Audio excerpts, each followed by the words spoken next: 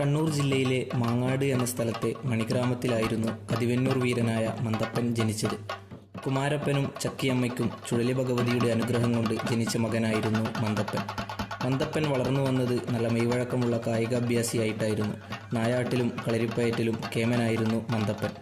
എന്നാൽ മന്തപ്പൻ ജോലിക്ക് പോകാതെ കൂട്ടുകാരുമൊത്ത് മദ്യപിച്ച് നടക്കുകയായിരുന്നു പതിവ്. ഇത് കണ്ട കുമാരപ്പൻ അവൻ്റെ ദുർനടപ്പ് അവസാനിപ്പിക്കാനായി കുറേ ശാസിച്ചു നോക്കി. അങ്ങനെ അവൻ്റെ ദുർനടപ്പ് അവസാനിപ്പിക്കാനായി വീട്ടിൽ നിന്നും ഇറക്കിവിട്ടു. അങ്ങനെ മന്തപ്പൻ കൂട്ടുകാരുമൊത്ത് കുടകുമലയിലേക്ക് യാത്രയായി. അവർ ആ യാത്ര മദ്യപിച്ചും അലസമായി നടന്നും ആസ്വദിച്ചു. അങ്ങനെ മദ്യലഹരിയിൽ ഉറങ്ങിപ്പോയ മന്തപ്പനെ കൂട്ടുകാർ ഉപേക്ഷിച്ചുപോയി. ഉറക്കമുണർന്ന മന്തപ്പന് കാര്യം മനസ്സിലായി. അങ്ങനെ മന്തപ്പൻ ഒറ്റയ്ക്ക് കുടകുമല കയറാൻ തീരുമാനിച്ചു.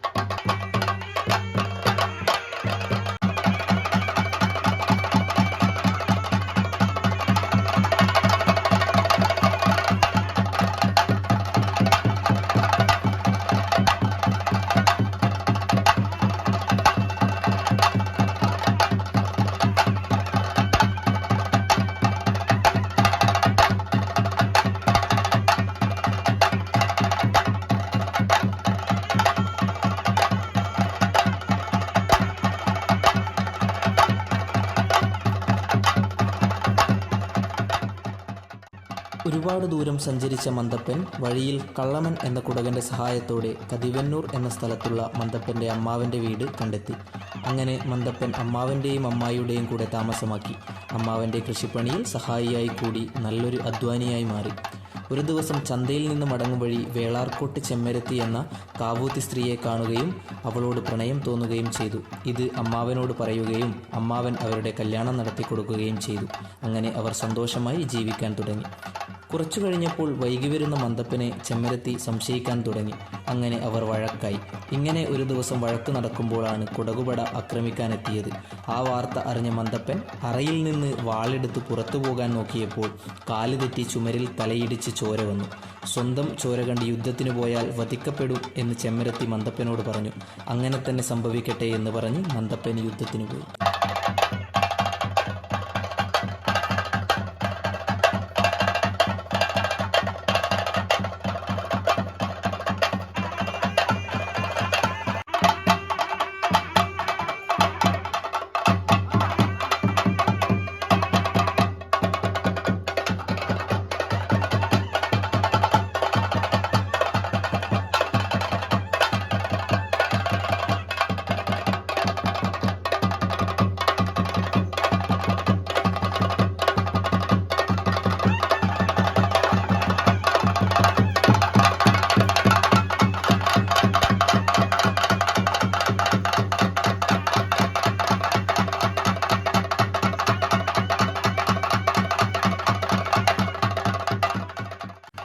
പോർക്കളത്തിലെത്തിയ മന്തപ്പൻ കുടകുപടയെ അരിഞ്ഞു വീഴ്ത്തി. വിജയിക്കാനാവില്ലെന്ന് മനസ്സിലാക്കിയ കുടകുപട പടയാളികൾ യുദ്ധത്തിൽ നിന്ന് പിന്മാറി. അങ്ങനെ യുദ്ധത്തിൽ ജയിച്ച് വീട്ടിലേക്ക് പുറപ്പെട്ട മന്തപ്പൻ തൻ്റെ മോതിരവിരലും വിവാഹമോതിരവും നഷ്ടപ്പെട്ടെന്ന കാര്യം മനസ്സിലാക്കി. തുടർന്ന് ചെമ്മരത്തി അണിയിച്ച വിവാഹമോതിരം യുദ്ധക്കളത്തിൽ നിന്ന് വീണ്ടെടുക്കാൻ പോയ മന്തപ്പനെ ഒളിഞ്ഞു നിന്ന കുടകുപട ചതിച്ചു വെട്ടിവീഴ്ത്തി. കുടകുപടയോട് കൊടുങ്കാറ്റുപോലെ നിന്ന് പോരാടി വിജയിച്ച മന്തപ്പൻ്റെ ശരീരം കണ്ട ചെമ്മരത്തി തൻ്റെ വാക്കുകൾ അറമ്പറ്റിപ്പോയല്ലോ എന്നോർത്ത് മന്തപ്പനെ അടക്കിയപ്പോൾ അദ്ദേഹത്തിൻ്റെ ചിതയിൽ ചാടി സ്വയം ബലിയർപ്പിച്ചു. അങ്ങനെ സംസ്കാരം കഴിഞ്ഞ് മടങ്ങിയ അമ്മാവൻ്റെ ഒപ്പം അമ്മാവൻ്റെ മകനായ അണ്ണൂക്കനും മടങ്ങി.